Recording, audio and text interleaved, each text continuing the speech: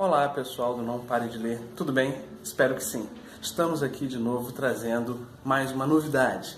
É este livro do filósofo inglês John Stuart Mill, uma obra que condensa 2 tratados filosóficos dele, chamado Sobre a Liberdade e A Sujeição das Mulheres. O livro em si já é um objeto de pesquisa, já é um objeto que inspira o conhecimento. Quando eu ganhei este livro da minha esposa, a primeira coisa que eu vi é: qual é essa editora? É a editora Penguin Companhia, que vem lá da Inglaterra desde 1935 pelos irmãos Lance. Eles tinham a intenção de criar uma editora que publicasse livros que fossem baratos, publicar os clássicos a preço de um maço de cigarro e que pudessem ser encontrados não só em livrarias, mas nas estações de trem, nas lojas, facilitando assim a leitura pelas pessoas. Essa editora, desde 1935, vem fazendo um grande papel no mercado editorial mundial. E em 2011 chegou aqui no Brasil, comprando 45% das ações de uma outra editora que é também muito importante, a Companhia das Letras, que foi criada em 1986 pela família Schwartz, em São Paulo. Então, essa fusão da Penguin com a Companhia das Letras deu origem à Penguin Companhia, que vem fazendo um trabalho de publicação de clássicos, de grandes títulos em todo o Brasil. Muito interessante você procurar saber também sobre a editora. E não só sobre a editora. Quando eu ganhei esse livro, eu vi essa capa. E essa capa me chamou muito a atenção. Por que dessa capa? Por que esse círculo azul dentro desta placa branca? Essa é uma obra de arte. É uma obra de arte de um artista chamado Yves Klein. É o Pigmento Puro e Resina Sintética em Cerâmica, uma obra de 1957. Yves Klein, que foi um artista francês de 1928, seu nascimento, até 1962, seu falecimento, faleceu com 34 anos, e é considerado o precursor da arte moderna. Tem um grande trabalho com relação à arte do seu tempo. Ele foi um dos artistas que se destacou naquele tempo, com as suas obras monocromáticas. Ele buscava a libertação das cores da ditadura das linhas. Daí você já começa a ter um gancho. Por que essa pintura está aqui? Yves Klein queria a libertação das cores da ditadura das linhas. Ele se destacou privilegiando o azul, com a ajuda de um químico, alguns dizem de uma pessoa que mexia com alquimia. Ele criou uma tonalidade de azul que depois ele patenteou, chamando de IKB, que é Yves Klein Blue. Suas obras de arte se destacam também pela questão do uso de antropometria, que é o uso de modelos vivos como pincéis. Ele fez várias pinturas com mulheres nuas, com modelos nuas, às vezes homens também, pintados de azul, se imprimindo nas telas, e aquela impressão dava origem à sua obra sempre em tom de azul, as antropometrias. Foi conhecido também por aquilo que começou a ser o precursor das performances contemporâneas. Houve uma sinfonia monotônica que ele criou, uma música com intercalação de uma nota só, de 20 em 20 minutos. Ele fez uma exposição vendendo espaços vazios a preço de folhas de ouro, e essas folhas de ouro recebidas dessa exposição, dessa venda desse espaço vazio, ele jogou essas folhas de ouro no rio Sena, dizendo restaurar o equilíbrio daquele feito dele. Bem, vamos voltar ao livro de John Stuart Mill, falando sobre esse autor. John Stuart Mill Nasceu em 1806, século XIX. Foi filho de James Mill, teve uma educação bastante rígida. Seu pai, James Mill, financiado por uma outra grande personagem, Jeremy Bentham, jurista, reformador utilitarista da sociedade do seu tempo, adotaram a Stuart Mill para dar uma educação com bastante rigor. John Stuart Mill é notável, porque aos 3 anos de idade já falava grego. Aos 14 anos de idade já era mestre em economia. Essa rigidez da educação de John Stuart Mill é conhecida e talvez só comparada aos tratados de educação de Rousseau, né, e de Platão. Né? É um excesso de rigor na educação. Esse excesso de rigor fez com que Stuart Mill, aos seus 20 anos, também reconhecesse que teve problemas, um colapso nervoso, e ele reconheceu que esse colapso nervoso deveu-se a esse excesso de rigor da sua educação. Ele achava que estava se tornando um autômato, uma máquina, né? E para combater isso, ele começou a adotar literaturas adversas ao seu campo de estudo. Um utilitarista, liberal, que também foi buscar leituras do romantismo. John Stuart Mill é um utilitarista e liberal. O utilitarismo, que é uma filosofia que se baseia no princípio da busca da maior felicidade para o maior número de pessoas, e liberal, que privilegia a liberdade do ser, do indivíduo. Em sua vida pessoal, ele se apaixonou por Henrietta Taylor, que era casada com um farmacêutico, mas ele eticamente não fez nada, até não tomou nenhuma atitude de procurar estar com Henrietta Taylor antes da morte, do falecimento do seu esposo. Depois do falecimento do seu esposo, eles se casaram. Henrietta é uma figura importante nos trabalhos, e principalmente nesses 2 trabalhos condensados aqui nessa obra. Ela traz um tom de equilíbrio aos escritos de John Stuart Mill, uma mulher também de grande capacidade intelectual, uma mulher também muito importante no sentido de ter sido personagem fundamental para que os escritos chegassem até nós hoje, né? A época em que John Stuart Mill escreve esse tratado é a época chamada como Era Vitoriana, em que a rainha da Inglaterra era Vitória, né? E a rainha Vitória governou de 1837 a 1901, e a sua era foi de grande prosperidade, o seu governo foi de grande prosperidade na Inglaterra, nos tempos em que se falava da Pax Britânica, a paz britânica, impulsionada pela prosperidade da segunda fase da Revolução Industrial, uma era de muito rigor e conservadorismo moral.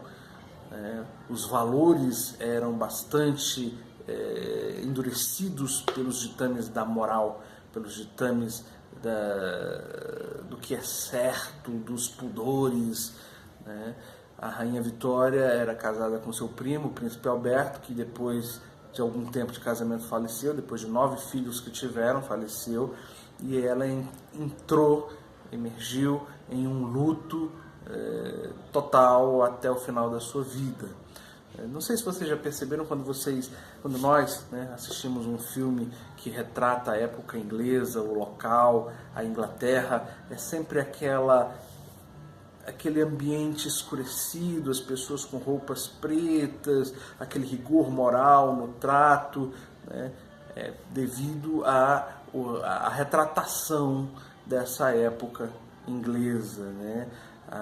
As minas de carvão eram a grande fonte de energia naquela época, e a fuligem que estava sendo jogada no ar pelas fábricas, pelos equipamentos, faziam com que aquele clima fosse sempre tão escuro, clima propício para os grandes escritos, como os de Jack o Estuprador, os contos de Oscar Wilde, né, e muitos outros autores que retrataram aquela época tão bem. Bem, gente, sobre o livro. O livro de Stuart Mill é importante ainda para nós hoje, um livro escrito no século XIX, mas que retrata bem a questão da liberdade. Que liberdade é essa? Stuart Mill, como utilitarista, ele se baseava na busca da liberdade para o maior número de pessoas, mas ele avançou nisso aí. E ele não buscava a felicidade apenas para o maior número de pessoas, mas ele partia do pressuposto de que essa felicidade e liberdade deveria ser buscada individualmente. Sobre a liberdade é um livro que fala de uma crítica de John Stuart Mill aos despotismos do Estado, da moral e da opinião sobre o indivíduo. Ele trata um tema já sobre o controle social que o Estado, pode exercer sobre o indivíduo. Ele é um defensor de um princípio que ele chama de um princípio muito simples, ou o princípio do dano, que é de que qualquer pessoa é livre para fazer qualquer coisa, desde que não seja responsável pelo prejuízo, pelo mal a uma terceira pessoa, a um outro. Você é livre para fazer o que você quiser, desde que a sua liberdade não infrinja a liberdade e a segurança do outro. É o princípio do dano. Você pode fazer o que quer que seja da sua vida, desde que você não traga prejuízos a uma outra pessoa, Então, ele começa a falar desse assunto, a falar dos despotismos do Estado, da moral e da opinião. É um assunto em que o livro trata com muita propriedade a questão da opinião do indivíduo. Você deve ter liberdade para desenvolver o seu pensamento, você tem liberdade de expressão, você tem liberdade de opinião. E essa liberdade de opinião é para ele algo muito importante. Você não pode ser vituperado, você não pode ser impedido de manifestar, de ter a sua opinião. Você também deve saber ter o conhecimento do que é contrário à sua opinião para poder refutar aquilo que pode ser um erro. Ele defende que todos têm opinião e que todos têm o direito de manifestar a sua opinião. Ninguém deve se tolher de ouvir a opinião do outro. Mesmo que você considere que a opinião do outro é errada, contenha erro, você não pode admitir que a sua opinião seja infalível. E mesmo que você tenha consciência de que a opinião do outro tenha mais falhas do que a tua opinião, você deve ouvir a opinião do outro, porque o mundo ganha quando você ouve uma opinião contrária à sua. Mesmo que a sua possa ter elementos com maior exatidão, com maior potência de certeza, você não pode perder, e isso ele coloca com grande propriedade, você não pode perder a oportunidade de ouvir uma opinião contrária à sua, porque você pode se enriquecer com a opinião do outro, mesmo não tendo os mesmos elementos de correção da sua opinião. Então o mundo perde quando não ouve a opinião contrária. A sociedade perde quando não ouve a opinião contrária. Ele é um defensor dessa liberdade de expressão e que o homem deve se desenvolver buscando ouvir a opinião contrária, respeitar a opinião contrária. Se você tiver certeza da sua opinião, isso não te dá o direito de calar o outro. E o outro, sabendo que pode ter razão, também não tem o direito de te calar. Ele diz que a defesa dos pensamentos ou do pensamento não pode partir de coerção. Você não pode coagir ninguém a aceitar a tua opinião, seja de forma física, de forma psicológica, por violência física, por violência psicológica. O que você pode fazer é convencer. Aí é interessante uma contextualização, porque ele está nos dizendo, nos mostrando que deve haver sempre um ambiente proveitoso para o debate das ideias, para o debate das opiniões. O que John Stuart Mill defende, na verdade, é um ambiente adequado para o debate de opiniões, de todas as opiniões. Parece algo que nós precisamos reencontrar hoje em dia.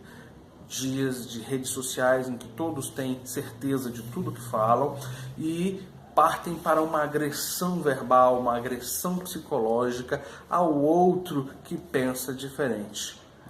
As redes sociais estão aí permeadas de opiniões absolutas, infalíveis, e quando alguém se propõe a querer debater uma opinião contrária, debater um elemento da mesma opinião, mas que seja contrário àquele elemento da maioria, está instalado aí uma violência, um embate violento de ideias, pessoas que deletam outras, pessoas que ofendem com palavrões as outras. Parece que é um livro atual, é um tema atual. A sociedade precisa reencontrar novamente o fórum e a maneira adequada para o debate das ideias, para o debate das opiniões, permeadas de respeito, de reconhecimento de que ninguém sabe tudo, ninguém tem certeza de tudo e ninguém sabe de menos, ou ninguém não é tão vazio que não tenha algo a acrescentar ao outro, não é isso? O outro livro, ou outro tratado que está condensado nesse livro, fala sobre a sujeição das mulheres. John Stuart Mill, já no seu tempo, século XIX, é um defensor da igualdade de direito entre homens e mulheres. Ele vê o casamento como uma forma de servidão das mulheres. Ele argumenta que a sociedade não tem como dizer que as mulheres não podem governar ou não têm direito a uma igualdade, porque a sociedade nunca se deu a oportunidade de observar como as mulheres governariam, como as mulheres tratariam os assuntos públicos, como as mulheres poderiam ser dentro de uma sociedade igualitária. Ele rebate, ele refuta os argumentos da época dele em que as pessoas são sempre contra a liberdade das mulheres. Ele, um defensor do voto feminino, foi um dos primeiros parlamentares que propôs ao parlamento inglês, que aliás foi o primeiro parlamentar que propôs ao parlamento inglês que as mulheres tivessem o direito de voto, não foi aprovado. Ele foi uma das pessoas que falava sobre controle de natalidade na época dele, mas ele não toca de maneira direta nesses assuntos aqui nesse livro, porque ele entende a questão também da opinião, do perigo da opinião, que é uma situação de espiral de silêncio, que é um outro livro que eu estou lendo e que provavelmente eu traga a resenha aqui para que vocês conheçam sobre esse assunto tratado publicado desde 1982 na Alemanha pela cientista política Elisabeth Noelle Neumann, a espiral do silêncio, o impacto da opinião, o poder da opinião em aprovar ou desaprovar as pessoas, o isolamento que as opiniões podem causar. A manifestação da sua opinião pode causar um certo isolamento. Isso aí, a grosso modo, é o que trata o assunto espiral de silêncio, mas nós estamos falando de John Stuart Mill. Espero que essa pequena resenha possa ter te despertado para buscar mais informações. Quero lembrar que a minha intenção aqui não é tratar todo o assunto, esgotar o assunto, isso não seria possível num vídeo de 19 minutos, mas é te instigar, é te convidar, é fazer você ter essa pitadinha de curiosidade e que te faça buscar mais informações. Um livro fantástico, gostei muito, não conheci o pensamento de John Stuart Mill. Aqui dentro tem tantas outras coisas que poderiam ter sido faladas aqui, mas para que esse vídeo não fique tão longo, fica aí essas minhas primeiras impressões. Quem sabe eu faço um segundo vídeo falando disso. Vou pensar no assunto, ok? Enquanto isso, eu quero te agradecer pelos outros vídeos que vocês têm assistido. Faça inscrição no canal, divulgue esses vídeos se você achar importante, passe para os teus amigos, passe para as pessoas que você acha que poderiam ser acrescentadas com esses vídeos, entendeu? Vamos passar adiante essa mensagem, ok? Então, é o meu apelo, o meu convite, e sempre lembrando, não pare de ler, ok? Falou!